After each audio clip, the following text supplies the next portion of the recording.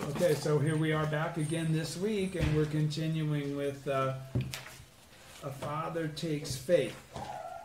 And last week we were on page 22, or actually 23 is right about where I ended. This week I'm going to back up again to 22 and start with probably just the first paragraph. Okay, but before I do, does anybody know what the term, when I say, if I were saying Mara, or Mera, or Mare, I can't remember. Who is that? What is that? Mara. It's Japanese. No? I think that I don't know if it's Japanese or not. It's the devil. Devil. It's the devil. Now, what is the devil in Buddhism? Is it an entity? It's spoken of as an entity because we're talking about medieval times, actually. Okay, but in reality, it's not viewed that way even by the Daishonin as an entity. No, not an. It's an act. It's a function. It's a function of life, right? Okay, so I'm going to go through, since we're going to be talking. This end of the thing of this Gosho is going to be really talking a lot about devilish functions and that sort of thing. So let's go over what that actually is referring to. You know, as far as devil is concerned, in the Buddhist dictionary, what's the definition of devil? It says, Pali is Mera. It's Mera, not Mara. It's Mera. It says a personification of evil. Okay, so what's personification? Evil created into something that's got form and can act like a human and communicate and do all those kinds of things, right? Personified, turned into a person kind of thing, right? A personification of evil. The Sanskrit word mera also means killing, death, pestilence, or obstacle. And in China, it was translated as robber of life. In Buddhist scriptures, Mera is the name of the devil king, who rules over numerous devils who are his retinue. He is described as the great evil enemy of Shakyamuni Buddha and his teachings. When Shakyamuni entered into meditation under the Bodhi tree, Mera attempted to prevent him from attaining enlightenment, but failed. After Shakyamuni's enlightenment, he also tried to induce the Buddha to abandon his intent to preach. Mera is identified with the devil king of the sixth heaven. The sixth heaven is the highest heaven in the world of desire, or the heaven of freely, the heaven of freely enjoying things conjured by others. I love that. And its ruler delights in manipulating others to submit to his will. In Buddhism, devils indicate those functions that block or hinder people's efforts to complete their Buddhist practice. Okay, so what did I just say? I'll say it again. In Buddhism, devils indicate those functions, those aspects of our own life that would then be obviously something induced karmically, right? Okay, because it didn't have to do with what my face looks like or how tall I am, right?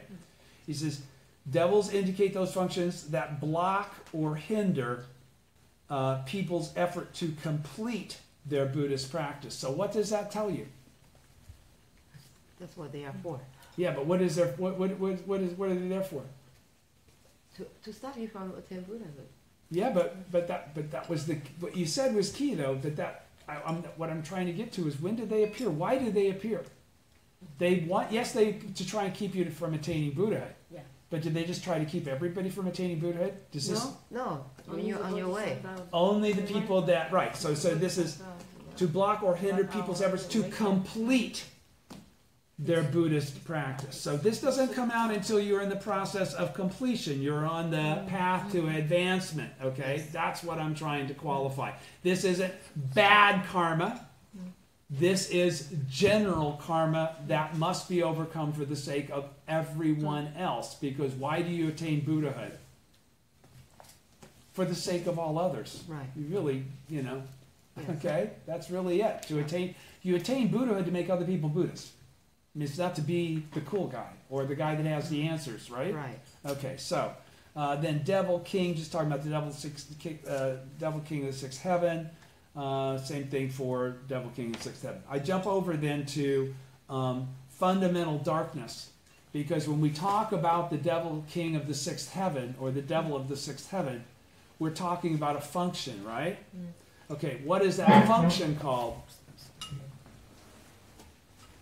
Fundamental darkness. Fundamental darkness. Why is it called fundamental darkness? Because it's basic to all life. All life has this aspect of ignorance. That's actually what it is. The darkness is ignorance. It's not a bad guy with a sword or a gun or some weird bad habits. Okay? So, fundamental darkness, Ganpan no Mumyo. Also, fundamental ignorance or primal ignorance. The most deeply rooted illusion inherent in life, said to give rise to all other illusions. So it's the mother and father illusion of all other illusions. Understand, everything boils down fundamentally to fundamental darkness. That's what created the karma that is manifest in the environment now that we're trying to overcome for the sake of the law. Okay? If we go all the way back to the original state, what is the original state?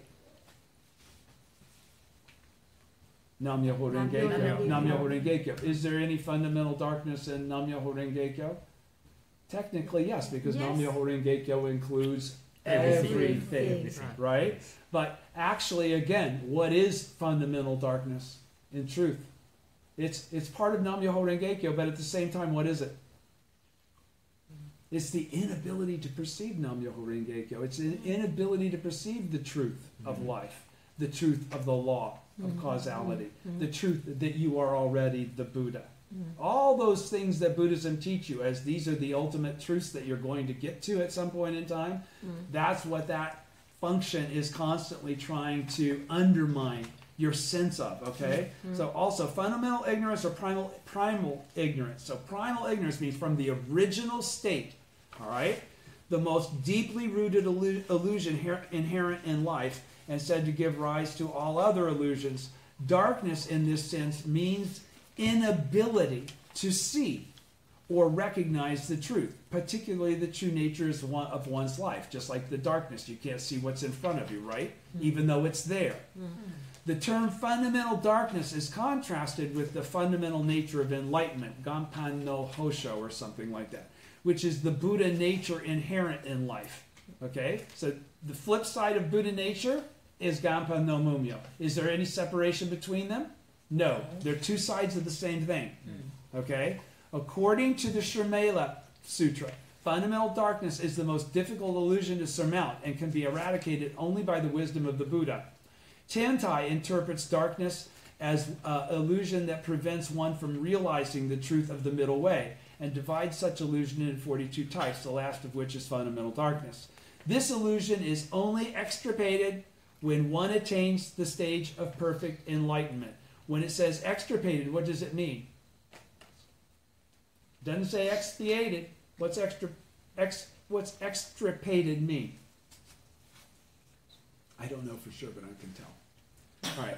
This illusion is only changed, converted, when one attains the stage of perfect enlightenment. It only takes on its true aspect. What is its truest aspect? Even fundamental darkness. Nam-myoho Renge-kyo.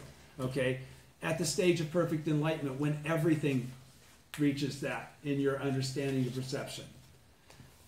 This illusion is only extirpated when one attains the stage of perfect enlightenment, the last of the 52 stages of bodhisattva practice. Nichiren interprets fundamental darkness as ignorance of the ultimate law, or ignorance of the fact that one's life is essentially a manifestation of that law, and that one is actually a Buddha exactly as they are. That's the ignorance that you're manifesting there, which he identifies as Nam-myoho Renge-kyo. In the treatment of illness, Nichiren states, the heart of the Lotus Sutra is the doctrine of 3,000 realms in a single moment of life, which reveals that both good and evil are inherent, even in those at the highest stage of perfect enlightenment. So absolutely it exists within the Buddha. Extirpated means it's under control. The fundamental nature of enlightenment manifests itself as Brahma and Chakra, whereas the fundamental darkness manifests itself as the devil king of the sixth heaven, whose function is to obscure your vision of the truth. Right? Yes. Okay. Nichiren thus regards fundamental darkness as latent even in the enlightened life of the Buddha, and the devil king of the sixth heaven as a manifestation or personification of one of life's fundamental darkness. The record of the orally transmitted teaching reads, belief is the sharp sword that cuts off the fundamental darkness or ignorance. Okay, so now I'm going to get into that very deeply. All right, here we go. Top of page 22. Everybody's with me? Mm-hmm. Nichiren constantly reminded the brothers, don't forget, we're talking about the Ikegami brothers, Muenaka and Muenaga. Nichiren constantly reminded the brothers that they needed to approach the obstacles that they were facing as a struggle against devilish functions and fundamental darkness. Now, that's the same encouragement that Daisaku Ikeda is constantly giving us all the time. All right? And it's a very important aspect of you being able to persevere through lots of decades of faith without giving in to the difficulties that this fundamental darkness can cause by understanding what it is and cutting off its strength as early on in the battle as you possibly can. So I'll explain that. He says, Nichiren constantly reminded the brothers that they needed to approach the obstacle they were facing, so problem in life, struggle, and as a struggle against devilish functions and fundamental darkness, to understand that that's really what it is. Mm-hmm. It's not that you're a bad person, that you're going through these difficulties because you're attaining Buddhahood. If you don't understand that, you'll constantly think, why am I not being protected? Why am I chanting so much and I still have issues coming up that are bothering me? Right? All right. So this is how you get around it, by having the Buddha wisdom to perceive the truth as it's already been expressed by Nichiren. All right? The foundation for steadfast faith lies in building a strong self capable of seeing devilish functions for what they are and remaining undeterred by negative influences or evil friends. At a point in time in my practice, I would get very depressed. I would spend time, I'd get so bummed out I just wouldn't get out of bed. I wouldn't feel like it, right? Mm-hmm. I was messed up. Now, when I feel that feeling, I immediately know what it is. Mm-hmm. I know it. It's not me. It's not bad me. It's not lazy me. It's not depressive me who has no control over anything. It's actually devilish functions attacking me. Yes. I can run to the Gohonzon and I can remedy that immediately because I know exactly how to identify it and I know exactly what to do and to not give into it. Don't go get that. Go chant right now. Right. Get in front of the Gohonzon right now. Your life conditions sucks. Go get in front of the Gohonzon right now. Mm-hmm. It's win or lose. This is what you learn after 30 or 40 years. Now is win or lose. I can either win by getting my ass in gear and doing what I'm supposed to do, activating my Buddha nature, or I can lose by continuing to be a Mara-controlled loser, fundamental darkness, more common mortal. You understand? Yes. All right. So he says, the foundation for steadfast faith lies in building a strong self capable of seeing devilish functions for what they are and remaining undeterred by negative influences or evil friends. Because you go, okay, I know what you are, and you're going to be there no matter what day it is until however long I live. Mm-hmm. This isn't ever going to stop. You're just going to change forms. Because you're really me, trying to stop me. I am the only one that can stop me. Okay? This is the aspect of my life trying to stop me. Right. Faith is an unremitting struggle against obstacles and devilish functions. So that's the definition of faith. That's why we use that word faith. All right? We believe in the teaching. We believe and understand the perceptions we've been taught to see and perceive. Nichiren's consistent message to the Ikegami brothers is to clearly recognize the three obstacles and the four devils. They're just the three obstacles and the four devils. It's not him hurting me personally, or my mom doesn't love me, or my boss doesn't appreciate me, or my girlfriend's going to dump me. It's none of those things. No. These are all devilish functions. No matter what is actually occurring, this is still emanating from the karma of your life. And that was what devilish functions are rooted in. Do you understand? Okay, so is to clearly recognize the three obstacles and four devils and to keep forging ahead without fear. We don't have to be afraid because we're not surprised that they're there. We're expecting them. We're not depressed that they're there because we know that we're never going to get to a point now. We have enough wisdom to understand what they are. Yes. All right? They're the basis that we validate the proof and the power of the law with. Fear destroys faith. That's the other thing. That's the thing that makes you weak. That makes you not get in front of the Gohansan. That makes you stay in bed and roll over and give in. If we retreat or regress in faith, our lives will be swamped by devilish functions. In other words, once we give them a little space to start running, they will shit all over us to the point that we're just a big turd. Okay? You gotta fight every day. The key to victory is summed up in the injunction, strengthen your faith day by day and month after month. All right? Nichiren told the Ikegami brothers, you must grit your teeth and never slacken in your faith. Be fearless as Nichiren.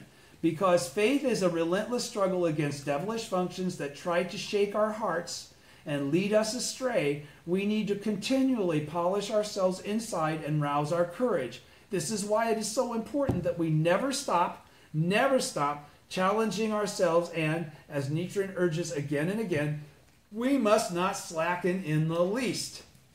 Genuine faith is forged through always pressing ahead with the spirit to strive with even greater strength and determination to progress more today than yesterday and more tomorrow than today. So, what does he just qualify there? Very important point. God, I'm glad I just caught that to bring this up. What did he just say there? Let's read that last sentence again. Genuine faith is forged through always pressing ahead with a spirit to strive with even greater strength and determination to progress more today than yesterday and more tomorrow than today. How many of you know people that have been practicing at least 20 or 25 years that don't practice with the same vigor that they did once before? Many! I saw the words. Many! Okay, that's who he's talking about. Genuine faith, because not a single one of them will say that they don't have faith. They will all have faith. Right. They all believe in the Gohansan. They all believe in Nam Myoho Renge Kyo. Maybe they don't chant every day, but they believe in it. That is not faith. Faith is action.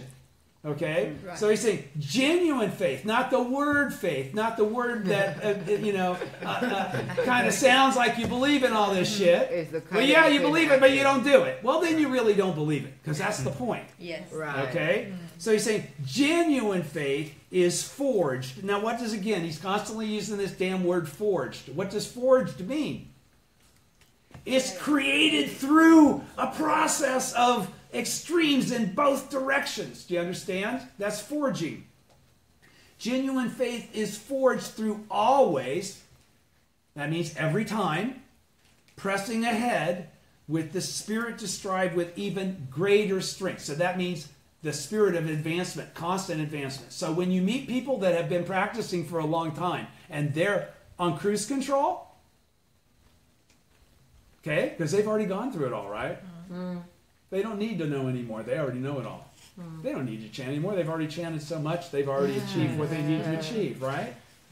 No, not according to Daisaku Ikeda, because he's saying that genuine faith, real faith, is forged, is created through a strenuous process that involves always pressing ahead. That means never relaxing.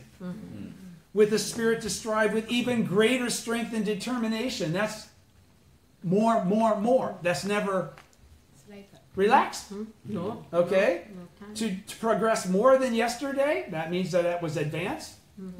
And more tomorrow than today. That means constant advance. So if you're not in that process, if all you do is like kick back, I don't. chant casually because you're already so filled with faith. Do you understand? Yes. You understand the point I'm making? This is a huge point of confusion to many people. Yes. Because they've reached the stage of life that they don't feel they have to chant so much anymore. And maybe they don't have to chant so much anymore, but they still have to focus their life on faith in the same fashion and in a greater fashion. You don't have to chant maybe as much in daimoku time, because your daimoku has become more focused and understood. You understand how to practice correctly. You're not at the level that you were 30 years earlier. But you're very easily fooled into thinking that you've attained what you have not attained. Yeah. And that's what President Ikeda is really, really warning us against. All right? I have Many, many, many friends. Because you already gotten a lot of benefit. Oh, you've gotten so much benefit that you're not struggling anymore. Right. It's difficult to see your life still the same way. You know, really, it's completely changed. It's completely changed. That is right. And so you start to atrophy. Right. Okay? And the difficult thing is that there are fewer and fewer people that you actually have so much in common with because most of them quit. Okay? So there are less and less people your age or that have practiced as long as you. That's the other thing. You have to constantly be reinventing the basis of what's motivating your faith. It's got to constantly be going back to the prime point of being a bodhisattva of the earth and serving the law as a disciple of Nichiren. That's really the only thing that'll keep you going to the last moment of your life. You'll outgrow everything else. That's what you don't outgrow. That sense of filial piety to your true dad, mom, the universe. You understand? The crucial thing in our struggle against the 3 obstacles and 4 devils is to always remain on the offensive, ready to vanquish negative functions when they appear. Now, what does that mean? Always remain on the offensive. What the hell did he just say? How do you remain on the offensive with the 3 obstacles and the 4 devils? Take on the challenge. Yeah, of course you're going to. Yeah, but there's a specific thing that you're doing, though, in that process. You're practicing. You do Gongyo every day. You face the Gohonzan and chant Daimoku every day. Okay? That's being on the offensive. All right? That's being on the offensive. That's not relaxing and waiting until you have a problem to start chanting. Okay? That's chanting every day, knowing that the problem's going to come. So your life condition's already forged at the level of the Buddha. When it hits, you know what to do. Your mind doesn't even think twice. I need to go chant. You go sit in front of Gohonzan whether anybody else sits with you or not. You got it? All right? Ready to vanquish those negative functions when they appear. Right? In his letters to the Ikegami brothers, he writes, "Be fearless. You must not falter in the least, and you should not have the slightest fear in your heart. If we're passive and retreat, the devilish functions will only intensify." They will, because they're trying to run you right out of a faith situation. They're trying to make you go Titan. That's what their ultimate goal is. But if we switch to the offensive and keep up our struggle against them by chanting powerfully, they will scatter at the sound of our fearless lion's roar. And they will, because we scare the hell out of them. When we're the Buddha, they don't even, it's not any competition. Ultimately, courageous faith is indispensable in the struggle against devilish functions. So what did he just say there? Ultimately, faith that can't be destroyed by fear or affected by fear is indispensable. It means it's almost you can't do without it in the struggle against these devilish functions. So this is going to take action and faith on your part. And it's not going to be easy or simple. You should be prepared and aware of that. A readiness, okay, that means you've already understood this and you're prepared for it. A readiness to keep exerting oneself, a firm and unwavering resolve is important. This is why Nichiren instructs the younger Ikegami brother, Muenaga. In the final analysis, what you should do is resolve to pursue the Buddha way single-mindedly, just as your brother is doing. You should resolve to give your all, he says. You must raise your voice all the more and admonish those who slander. You should confront your father and declare your position to him. These are very pointed, okay? These are meeting it head on. The struggle against devilish functions polishes and deepens our faith because we win when we do that. And we learn the power of faith through that experience. That's why we can have faith the next time. Okay? And with the sharp sword of faith, and that sharp sword is what develops every time you win like that. Okay? We have polished through such trials. We prove to ourselves, through our own lives, through our own actions, we have the power in our life to make things function the way we want them to, right? Yes. We can triumph over all obstacles and negative workings because Nichiren doesn't magically appear next to us. Right. The aspect of our life that is Nam-myoho Renge-kyo is what manifests. That strong faith, that dauntless spirit, is the very essence of the life state of Buddhahood. That's what Buddhahood is. Nothing more, nothing less. through our efforts to forge a solid, unshakable self through our Buddhist practice and realize our human revolution, we can gain brilliant and indestructible experiences in faith. That's the benefits that you get when you have faith like that and practice correctly, that will inspire our fellow members around the globe. In other words, when you have the strength to do what no one else can do because it's too goddamn hard to do, okay, you encourage everyone that they can do it, Yes. that thought that they couldn't do it. You are the only reason that they'll know that they can. Because otherwise it's just a bunch of written words and a bunch of people saying they can do stuff, and a lot of them walking around not showing any actual proof. Right. So you have to take on that. He says again, we can gain brilliant and indestructible experiences in faith that will inspire our fellow members around the globe, and our experiences will be passed on down through the generations. Why?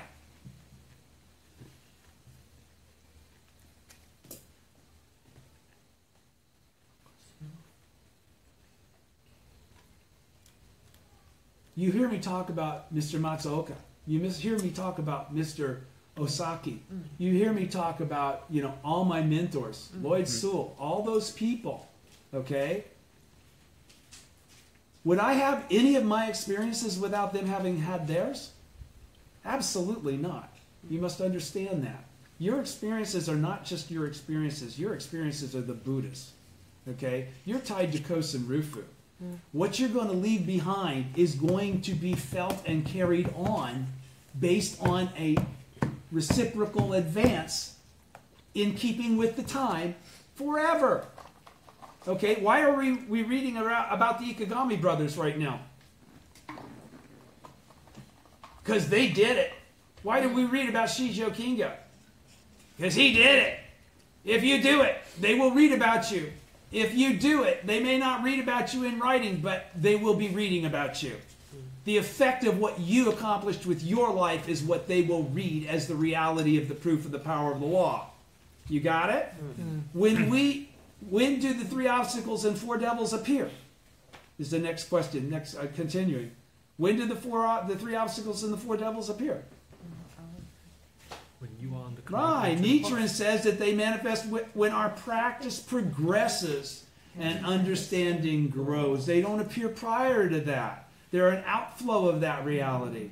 They descend, in other words, when we are making steady progress on the path to attaining Buddhahood. He writes, there's definitely something extraordinary in the ebb and flow of the tide, the rising and setting of the moon, and the way in which summer, autumn, winter, and spring give way to each other. Something uncommon also occurs when an ordinary person attains Buddhahood. At such a time, the 3 obstacles and 4 devils will invariably appear, and the wise will rejoice while the foolish will retreat. Because the wise will know that that's a sign that they're advancing toward the state of Buddhahood. When we realize that the appearance of the 3 obstacles and 4 devils signals that we are on the verge of achieving a profound inner transformation, we will be ready and eager to rise to the challenges they present, those obstacles and devils. Our hearts will be filled with courage and self-assurance because we already know what their function is and what we're assured if we do the right thing. It was victory. In contrast, if we allow ourselves to be intimidated and defeated by these obstacles and devilish functions, we will end up succumbing to despair and doubt and pull back from the path leading to Buddhahood. Nichiren's statement, the wise will rejoice while the foolish will retreat, represents an eternal maxim for our Buddhist practice. The Ikegami brothers triumphed because they unerringly followed Nichiren's guidance. He wrote them in a series of letters, including A Father Takes Faith, which together present a vivid picture of the path that led to their ultimate momentous victory as mentor and disciple. All of these writings offer valuable guidance and insights for winning in life. Continuing on page 23. Family harmony, eternal guideline for practitioners of the Daishonin Buddhism. We read in the sutras that it is customary that when an age begins to decline, sages and worthies will all seclude themselves from the world, and only slanderers, flatterers, smiling backstabbers, and those of crooked principles fill the land. To illustrate, when the water level drops, the pond is disturbed, and when the wind blows, the sea is never still. We also read that when the latter age begins, and when droughts, epidemics, and great rains and winds come in succession, even the large-hearted become narrow, and even those who seek the way adopt erroneous views. Consequently, the sutras say that father and mother, husband and wife, and elder and younger brothers will be at odds with each other, like hunter and deer, cat and mouse, or hawk and pheasant, to say nothing of relations with strangers. The Buddhist sutras, this is page 224, first column. The Buddhist sutras generally state that when the latter day of the law arrives, sages and worthies will disappear, and instead slanderers, flatterers, smiling backstabbers, and those of crooked principles will fill the land. In other words, it is an evil age overrun by self-serving schemers who sow suspicion and distrust among people. He also emphasizes that a special feature of this degenerate latter age is that conflict and discord intensify not only among the populace at large, but even in such close interpersonal relationships as those between parent and child, husband and wife, and siblings. In his earlier letters to the Ikegami brothers, Nichiren had pointed out that their father, deceived by such negative influences as Ryokan, the chief priest of Gorakuji Temple, a temple in Kamakura, was manifesting the workings of the three obstacles and four devils in his actions to coerce the two of them to abandon their faith. Keenly perceiving the true nature of the situation based on the mystic law, Nichiren saw through and fought tirelessly against the insidious plots and evil doings of Ryokan and others. At the same time, however, Nichiren instructed the brothers to show true filial devotion to their father by continuing to try to guide him to the path of enlightenment through the power of the mystic law. This was based on Nichiren's belief that the best way for them to be good sons was to uphold correct faith and attain Buddhahood themselves, even if pursuing that course might for a time give the appearance of disobeying their father. This was because this would enable them to lead him to happiness in the truest and most profound sense. Nichiren never lost sight of this all-important point of the brothers guiding their father to the correct teaching in the end. Now, do all of your parents practice the same faith that you have right now? No. No. No. Okay. Mine didn't either. My dad's passed away, but he was a Baptist. He was a very religious Baptist. He was a good guy. And for me to try and do what the Daishonin had encouraged me to do was very, very, very difficult in the attempt to try and dissuade him from Christianity. And he was a deacon in the church, and I mean, it's kind of like the Ikegami brothers' dad to some degree, really. And the course that I pursued and that Mei Ling also pursued with her father was that we tried to basically just be the kind of children that would express something that was so correct that they would have no answer. They wouldn't have no answer for what we're doing being so correct. They would never be able to figure out, it's like, they don't know quite what to say because you seem to be okay, right? And ultimately, my father's dying words to me were "thank you so much for everything," which included "thank you for turning me on to Nam-myoho Renge Kyo." My dad ended up chanting, of all things, the deacon of the church. He believed in Nam-myoho Renge Kyo at the end of his life. Even though he believed in God, he also knew Nam-myoho Renge Kyo works. And he had a son that had validated and personified the power of that teaching to the point that he had no explanation for how that could be so, but he knew better. It works. It works. It was not like he had actually abandoned his Christian belief in that, according to Christianity, he should never quit telling me to abandon what I'm doing and believe. But no, it was quite the opposite. He said, "I hope you understood why I couldn't always chant as much as I wanted to." Yeah, Dad. Next time. So, do understand that. That the way that you can be the most filial child is not necessarily to win a religious debate or to, in your face, show them how much you know and how much they didn't. It's to basically be there all the way to the end of their life. all the way to the end of their life is the only way you'll grab them and make sure that you can carry them on to the next one. Okay? That their mistaken slanders don't prevail in keeping them from you. Okay? If you're with them to the end of their life, there's no way they can remanifest in your absence. Understand that. You're the Buddha. You are their connection. You are their mentor, even though you were born as their child. Okay? So they can never escape you as long as you never abandon them. Always know that. All right? In a number of his letters, Nichiren cited the story from the Lotus Sutra of the two brothers, Pure Storehouse and Pure Eye. I think that's from like the 27th chapter. It's an end. Do you guys remember that when we read the Lotus Sutra? Those two kids, and they did all kinds of supernatural shit and blew their dad away, and he took faith. In a number of his letters, Nichiren cited the story from the Lotus Sutra of the two brothers, Pure Storehouse and Pure Eyes. These brothers led their father, King Wonderful Adornment, to embrace faith in the correct teaching. He urges the Ikegami brothers to follow their example and to ultimately create a harmonious family, saying, "Your father is like King Wonderful Adornment, and you brothers are like the princes, Pure Storehouse and Pure Eye. The age is different, but the principle of the Lotus Sutra remains the same." My mentor, second Soka Gakkai President Josei Toda, often referred to the story of the brothers Pure Storehouse and Pure Eye in encouraging young people whose family members did not practice Nichiren Buddhism. He once said, "The brothers Pure Storehouse and Pure Eye convinced their father to embrace faith in the correct teaching by demonstrating the power of the mystic law in their own lives." That's how you shakabuku your parents. Likewise, there's no need for you to rush in and start lecturing your family members on the principles of Buddhism. But if they start to lecture you on the principles of theirs, you better stand up and protect the principles of Buddhism. That's when you start your lecture. When they think that they can lecture you, they'll shut up very quickly. Even if it takes time, first strive to become a fine person, reflect the law in your life, and put your parents' minds at ease about whether or not you're going to go to hell or whatever it is they're worried about.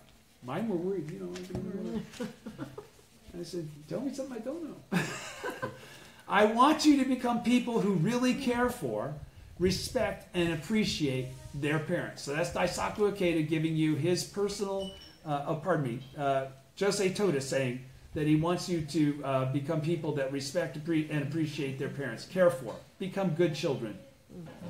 Mr. Toda's guideline of faith for a harmonious family articulates one of our crucial goals as practitioners of Nichiren Buddhism. Mr. Toda also said that we mustn't allow our Buddhist practice to become a source of conflict in our family. Sincerity is of prime importance. We must always be sincere and respectful in our dealings with others. We must always be sincere and respectful in our dealings with others. Now understand that's a guideline and that applies to everything. So you don't do shakabuku. You don't try and convert people disrespectfully either. Understand that, okay? This respect that he's talking about, that he wants you to treat your parents and family members with, is how you treat everyone. We must take the lead by being positive, cheerful, and optimistic ourselves, filled with confidence ourselves, and have the wisdom and compassion to warmly support and embrace those around us, with the wisdom of the Buddha percolating in our life. Our continued efforts to cultivate such harmonious relations in our environment are the key to victory in faith, and they shine with the wisdom of Buddhism. When our individual, human, and family revolutions give fresh prominence to the Lotus Sutra's teachings that all of us are Buddhas, deserving of the highest respect, it will be possible to realize a fundamental change in the karma of our strife-ridden times. Eventually, this hope-filled philosophy will envelop the evil latter age in a warm current of compassion, and a great light of humanism will spread throughout society and the world. Victory through faith, following Nichiren's teaching, second column, page 25. Priests possessed by the heavenly devils, such as Ryokan and the others, deceived your father, Seiman no Tayu, and tried to destroy you and your brother. But you, having a wise heart, heeded Nichiren's admonitions. Therefore, just as two wheels support a cart, or 2 legs carry a person, just as 2 wings enable a bird to fly, or just as the sun and moon aid all living beings. The efforts of you brothers have led your father to take faith in the Lotus Sutra. It is wholly due to you, Hyoei no Saken, that matters have worked out this way. And that's Muinaga, the younger brother. It's wholly because of you, bro. It ain't me. It's you. Because you did what I told you to do. I could have said anything. If you didn't follow my guidance, nothing would have happened. Nichiren stresses again that the united front presented by the Ikegami brothers was a vital factor in thwarting the schemes of the Devil King of the Sixth Heaven. He writes to Muinaga, you, having a wise heart, heeded Nichiren's admonitions. These words of praise in particular highlight the pivotal role that played by Muinaga in the 2 brothers successfully uniting together to lead their father to the correct teaching. Here, Nichiren clarifies the important principle that the realization of Kosen Rufu hinges on the power of unity.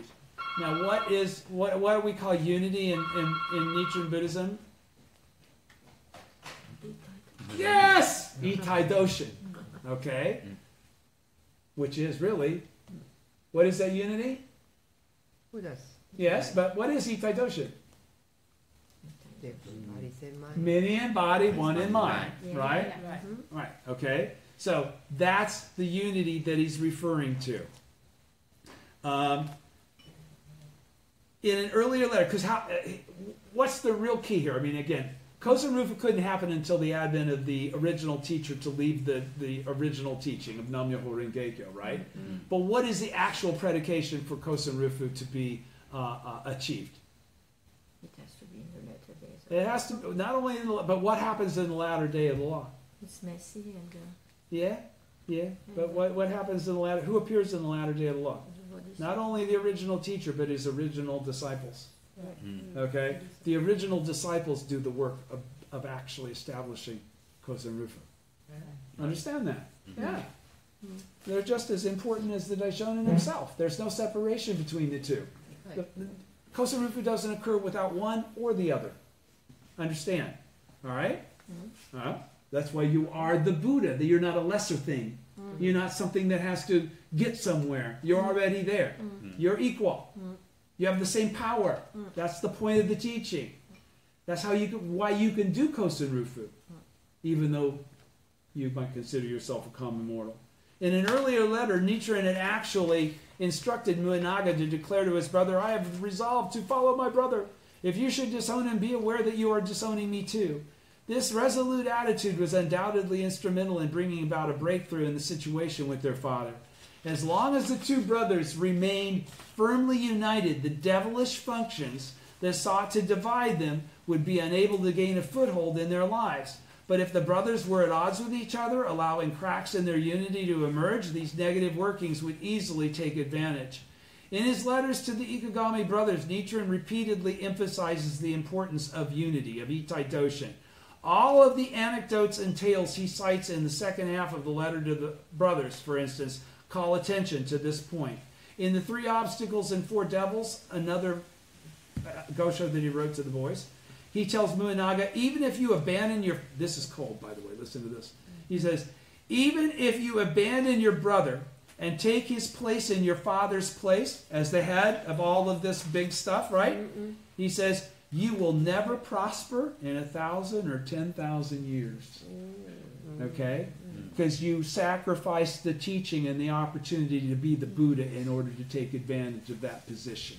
And in doing so, you squandered the innate fortune that would allow you to be a Buddha in your present form, and you're going to be stuck. You will never prosper. Understand there's a consequence for making the wrong decisions. Further, in Filial Sons, also written to the boys, written after their father's death, Nichiren once again urges the brothers to make sure to keep on good terms with one another. Also, in Brothers One in Mind, he warns them against disharmony, writing, should you fail to act in harmony, you will be like the snipe and the shellfish who, because they were locked in combat with one another, fell prey to the fishermen. Recite Nam-myoho Renge-kyo and take care of how you behave. Take care of how you behave. 2 exclamation points. As is well known, Nichiren urged not only the Ikegami brothers to remain united, but made the same appeal to their wives. At the end of the letter to the brothers, he also specifically addressed these words to the two women.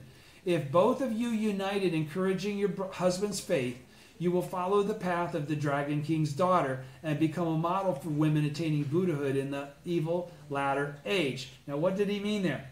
If both of you unite in encouraging your husband's faith, you will follow the path of the Dragon King's daughter. What is following the path of the Dragon King's daughter?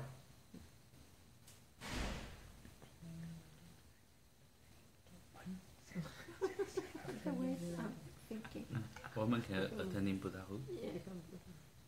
Yes, but more specifically, if you both unite in encouraging your husband's faith, you will follow the path of the Dragon King's daughter. What is he telling these two women in 13th century Japan? You will become Buddhas in your present form. That's what the Dragon King's daughter did, right? That's what she did, right?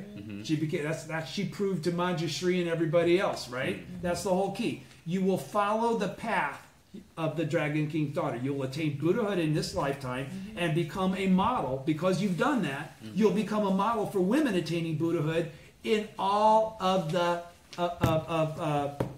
latter day of the law. Okay? So he says both women responded to this call, and they no doubt also strove to maintain the best of relations with their father-in-law. Nichiren made a special effort to encourage the younger brother's wife. A husband and wife who dedicate their lives to Kosen Rufu are fellow practitioners of the mystic law and comrades in a shared struggle. So what did he just say? This is real important for all of you that end up having relationships, so you end up with somebody that's, you're both in it together. Hopefully that'll be the case for all of you. But what is he basically saying, though? How is he saying that this should be viewed? Daisaku Ikeda is very specifically saying a husband and a wife who dedicate their lives to Kosen Rufu are equal. They are fellow practitioners of the mystic law. That means the husband, even though he's given the respect as the head of the household, is like the whole thing, and the wife is supportive. They are equal. Okay? And comrades in a shared struggle. In other words, the struggle's equal. What's comrades mean? Equal fighters, equal in the struggle, equal in the fight. One isn't doing the cooking while the other one's on the battle lines. Both are equally important. Both are necessary to one another. They're two halves of one entity, frankly. Okay? In a shared struggle. This is the timeless principle applying equally to Nichiren's times as to our own today. This has always been the way it's been. The victory of the Ikegami brothers was also the victory of their wives. And who's the dude that lived on Sado Island? Him and his wife took care of Nichiren when he went to Sado Island. Oh, God. There are innumerable examples of husbands and wives, okay? That in reality the wife was just as strong a practitioner as the husband. The husband's faith was able to be what it was because he had such a strong faith wife. Okay? This is Japan, though. It's a male-dominated society. Women aren't shit, period. Right? Not in this teaching, though. They are equal. Completely equal in every way. That's why it's being emphasized, guys. Don't think that there's some aspect here that's kind of carved out for you. Yeah, you got penises and they don't. Big deal. Okay? That ain't going to make any difference. They are equal. It's genderless as it relates to karma. The karma is in what aspects of life a female's better at than a man. Man's better at chopping wood or chopping a tree down probably than most girls. Most girls are probably better at figuring out the best thing to do. Because they're smarter. Women possess the wisdom, President Ikeda says, to see things from the fundamental principles of respect for others and reverence for life. It's more difficult for a man to do that. Testosterone robs us of that ability to perceive those things. We got to go kill animals and shit, right? We got to go fight, be idiots. Without a doubt, The wise wife of Muinaga sincerely respected Nichiren for his singular efforts to eliminate the darkness of the latter day of the law and to open the way of happiness to all for all people. She looked up to him as her mentor in faith as she challenged herself in her struggles, because she was struggling, everybody was struggling, we all struggle. None of these ever involved no struggle. This spirit of faithfully following Nichiren's teachings is what enabled the Ikegami brothers and their wives to be triumphant. Home stretch. The unity of friends from the remote past. This is all of us. Kosen Rufu is a struggle between the forces of the Buddha and devilish functions. Period. As long as we maintain the unity of many in body, one in mind, we can defeat all devilish functions and promote the spread of the mystic law. Unity is an eternal theme of Kosen Rufu, and Nichiren took great pains to ensure that his followers could work together harmoniously. To be one in mind means to share the commitment to energetically advance Kosen Rufu. This describes the heart of people united in realizing the Buddha's wish for the widespread propagation of the mystic law. Being one in mind essentially means for each of us to make the intent of the Buddha our own, which gives rise to true unity. Okay? Right? Do you get that? Mm-hmm. Okay. Being one in mind essentially means for each of us to make the intent of the Buddha our own. So what did that just say? What's the intent of the Buddha? If you're going to make the intent of the Buddha your own, what does that mean? You've made what your intent? Huh? To become a Buddha. No. No. Kosen Rufu. You become a Buddha in order to do Kosen Rufu. Right. Okay? Right. Right. Right. You it's not a reward, it's really a manifestation of a reward. It's what I'm trying to say is that, let me read this again. Being one mind, being one mind essentially means for each of us to make the intent of the Buddha our own, okay, which gives rise to true unity. So, essentially means for each of us to make the intent of the Buddha our own. The intent of the Buddha is widespread propagation, right? Right. So the intent of the Buddha is Kosen Rufu, right? Mm-hmm. So to make the intent of the Buddha our own means that Kosen Rufu is our most fundamental desire. If Kosen Rufu is your most fundamental desire, what can you legitimately be considered and call yourself? Buddha. Bodhisattva of the earth, minimally. Yeah, you may not have come to the realization that you're the Buddha, but you are definitely a Bodhisattva of the earth at that point in time, right? Right. Okay, that will then lead to Buddhahood, Right. because that's the ninth world you're there. It's the same thing, there's no separation. Negative forces unite to oppose the Lotus Sutra and its practitioners, but their partnership is invariably fragile and fleeting because their aim is not enduring or universal. When the forces of good that champion the eternal mystic law are strong, such negative alliances always disintegrate in the end. And what is he basically basing that on? When Daisaku Ikeda, I'm going to read this again, and then you tell me why Daisaku Ikeda can make this statement. Negative forces unite to oppose the Lotus Sutra and its practitioners, but their partnership is invariably fragile and fleeting because their aim is not enduring or universal. When the forces of good that champion the eternal mystic law are strong, such negative alliances always disintegrate in the end. Why can he say that? Why does he say that? Because that's been his experience in kicking the ass of every devilish function that's attacked him for the last 40 years. Okay? Constant victory. Constantly seeing this is the result. They run. They disintegrate. They do not have the strength of unity that the Buddha does.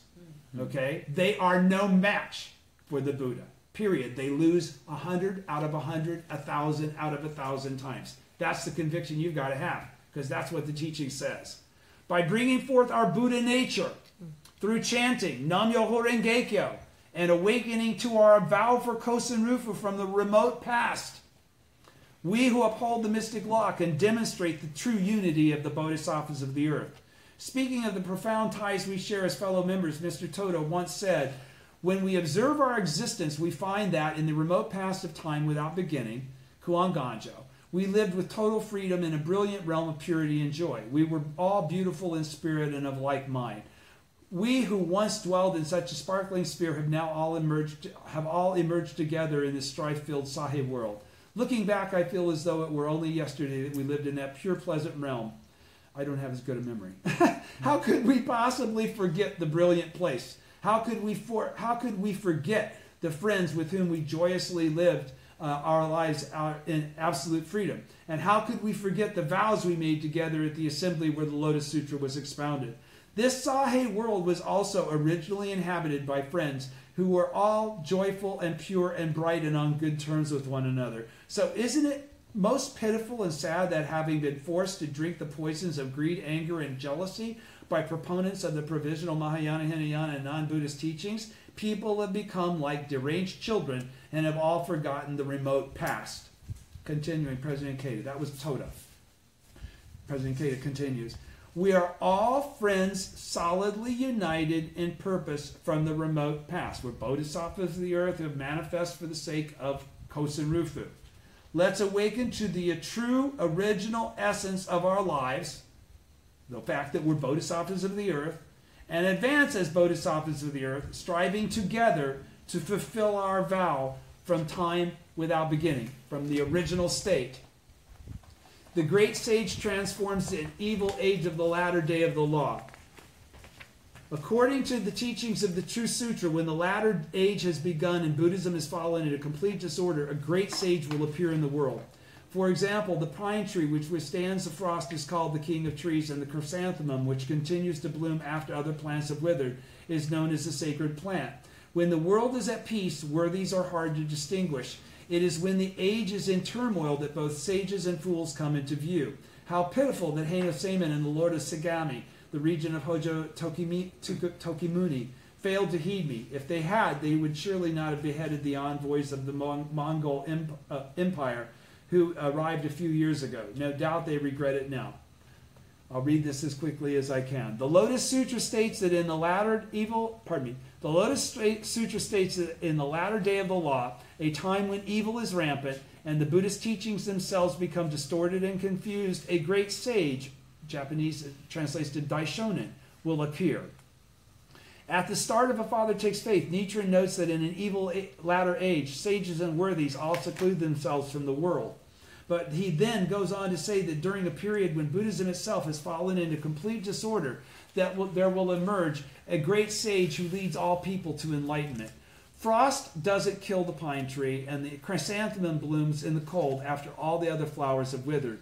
In the same way, in an age when turmoil and discord cast a bleak, wintry pall over the world, a great sage who can truly relieve people's suffering will shine brightly.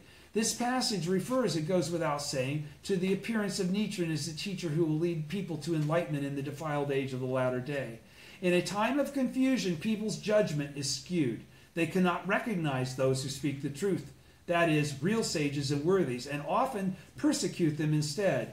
But in a time of unprecedented turmoil, when society is deadlocked due to people's errors in judgment, the difference between the genuine article and impostors becomes starkly apparent, as Nichiren notes when he writes, both sages and fools come into view.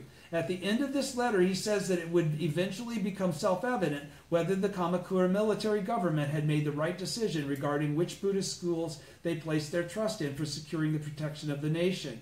Then it would be obvious who was genuinely wise and who was foolish, he writes.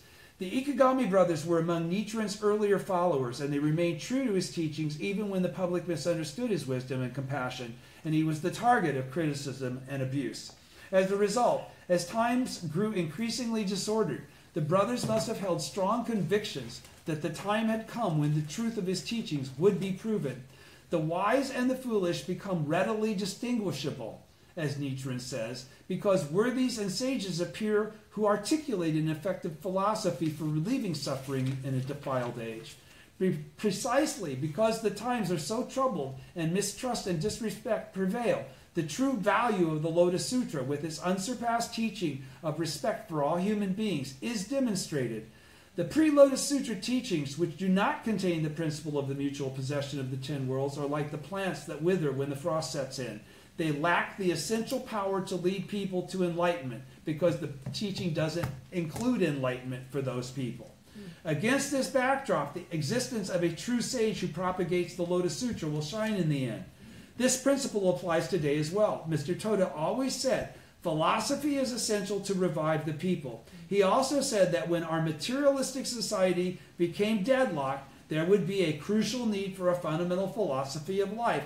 Philosophy and spiritual values are what animate the age on the most basic level.